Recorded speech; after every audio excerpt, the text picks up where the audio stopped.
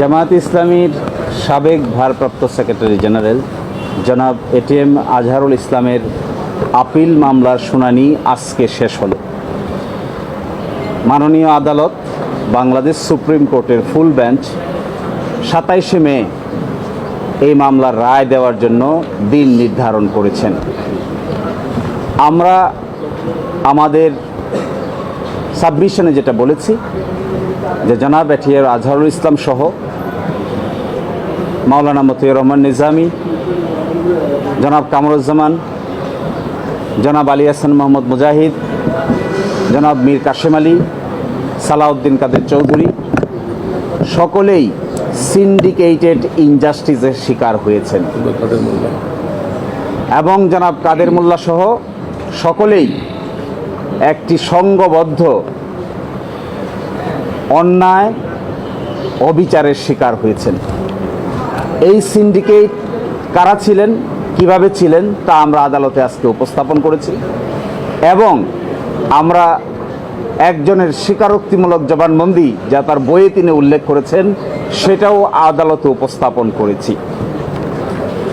আমরা মনে করি এই রায়ের মাধ্যমে যদি আমাদের আপিলের ডিভিশন জনাব এটিএম আজহারুল ইসলাম সাহেবকে বেকসুর খালাস প্রদান করেন তাহলে জুডিশিয়াল কিলিংয়ের যে নমুনা এই দেশে প্রতিষ্ঠিত হয়েছিল এই কলঙ্ক থেকে আমাদের বিচার বিভাগ আংশিক হলেও মুক্ত হবেন এবং আমরা এক্সপেক্ট করি আমাদের দেশের সর্বোচ্চ আদালত আপিল বিভাগের পূর্ণাঙ্গ বেঞ্চ জনাব এটিএম আজহারুল ইসলাম সাহেবকে বেকসুর খালাস প্রদান করবেন ইনশাআল্লাহ। আমরা এটাও মনে করি যে নজিরবিহীন নির্যাতন এবং নিপীড়নের মধ্য দিয়ে বাংলাদেশ জামায়াত ইসলামী পার করেছে, এই রায়ের মধ্য দিয়ে সকলের মধ্যেই নতুন করে প্রাণ সঞ্চার হবে এবং এইভাবে বিচার বিভাগীয় কলঙ্কের মাধ্যমে কোনো একটা রাজনৈতিক দলকে অন্যায় অত্যাচার এবং নিপীড়নের শিকার করা যায়। বাংলাদেশ জামায়াত ইসলামী এই দেশে তার একটা ক্লাসিক এক্সাম্পল। কিন্তু যারা এই নির্যাতন নিপীড়ন করেছেন, হত্যা করেছেন, ফাঁসি দিয়েছেন, এনফোর্স ডিসঅ্যাপিয়ার করেছেন, আয়নাগর বানিয়েছেন, শেষ পর্যন্ত তাদের শেষ রক্ষা হয় নাই। এখান থেকে সকলের এই শিক্ষা নেওয়ার বিষয় আছে। সকলকে এখান থেকে শিক্ষা নিতে হবে যে নির্যাতনের রাস্তা, নিপীড়নের রাস্তা শেষ পর্যন্ত ভালো ফল বয়ে আনে না। এবং আমরা এটাও আদালতকে বলেছি যে জনাব এটিএম আজহারুল ইসলাম সাহেবকে তার বয়স ছিল তখন 18 বছর একজন বয়সের ইন্টারমিডিয়েটের ছাত্রকে তারা কমান্ডার বানিয়ে সাজা দিয়েছেন, যেখানে ট্রাইব্যুনাল তাকে কমান্ডার হিসেবে উল্লেখ করেন নাই, কিন্তু আপিলের ডিভিশন নিজ উদ্যোগে তাকে কমান্ডার হিসেবে আন্ডার সেকশন 4 সাবসেকশন 2-তে সাজা দিয়েছেন। এবং আরও ইন্টারেস্টিং বিষয়, আইনে যে ক্রস এক্সামিনেশন করার সুযোগ ছিল সেই সুযোগটি আমাদের আপিল বিভাগ চিরতর বন্ধ করে দিয়েছিলেন। আমরা কন্ট্রাডিকশন নিতে পারতাম না। আজকে আমরা এটাও দেখিয়েছি, গতকাল পরশুদিনে দেখিয়েছিলাম 6 কিলোমিটার দূর থেকে দেখছে, 3.5 কিলোমিটার দূর থেকে দেখছে, একজনের ডান হাতে আরেকজনের ডান গালে থাপ্পড় মেরে দিচ্ছে, বাম গালে থাপ্পড় মেরে দেওয়ার কথা সেটি ডান গালে থাপ্পড় মেরে দিচ্ছে। এই সমস্ত ইনক্রেডিবল এভিডেন্স, অবিশ্বাস্য এভিডেন্স, অযৌক্তিক সাক্ষ্য প্রমাণের উপর ভিত্তি করে জনাব এটিএম আজহারুল ইসলাম সাহেবকে মৃত্যুদণ্ড প্রদান করেছেন। এই ক্ষেত্রে যিনি মাইনরিটি জাজ ছিলেন ম্যাডাম জাস্টিস জিনাতারা, তিনি কমপ্লিটলি এই সমস্ত অন্যায় অবিচারের বিচারিক প্রতিবাদ করেছিলেন, কিন্তু সেই বিচারিক প্রতিবাদ তখন কেউ শোনার ছিল না।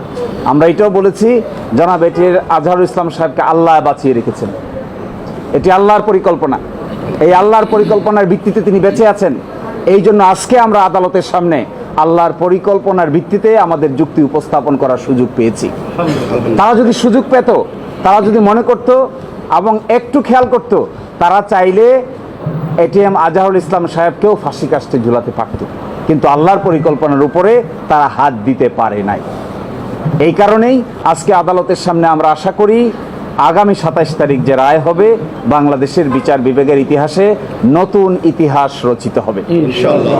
আমরা এটাও আশা করি আগামী 27 তারিখে যা রায় হবে এর মধ্য দিয়ে বিচার বিভাগীয় কলঙ্ক কিছুটা হলেও দূর হবে ইনশাআল্লাহ। আমরা এটাও আশা করি যে যে জুলুমতন্ত্র কায়েম করা হয়েছিল এই রায়ের মাধ্যমে জুলুমতন্ত্রের কিছুটা হলেও অবসান হবে এবং আমরা এটা এক্সপেক্ট করি সিন্ডিকেটেড ইনজাস্টিস যারা করেছেন এই সিন্ডিকেটেড ইনজাস্টিসের সঙ্গে যারা জড়িত ছিলেন সময়ের ব্যবধানে একদিন না একদিন তারাও বিচারের সম্মুখীন হবেন ইনশাআল্লাহ।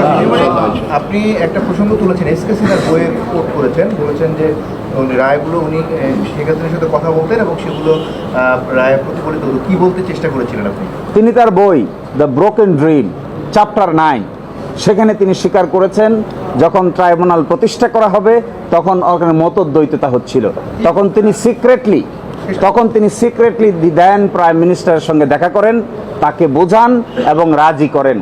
একজন আপিল বিভাগের জজ কি করে প্রধানমন্ত্রীর সাথে সিক্রেট মিটিং করে মানুষকে ফাঁসি দেওয়ার পরিকল্পনা করতে পারেন, তিনি তার বইয়ে নিজেই তা স্বীকার করেছেন। জনাব এসকে সিনহা সাবেক প্রধান বিচারপতি, তার আগে তিনি ছিলেন আপিল বিভাগের বিচারপতি। আমরা এটাও দেখিয়েছি, তিনি নিজেই স্বীকার করেছেন যে আমি যখন এই আলোচনা করছি তৎকালীন প্রধানমন্ত্রীর সাথে, তো ইতোমধ্যে স্কাইপ কেলেঙ্কারি পাবলিশ হয়ে গেছে।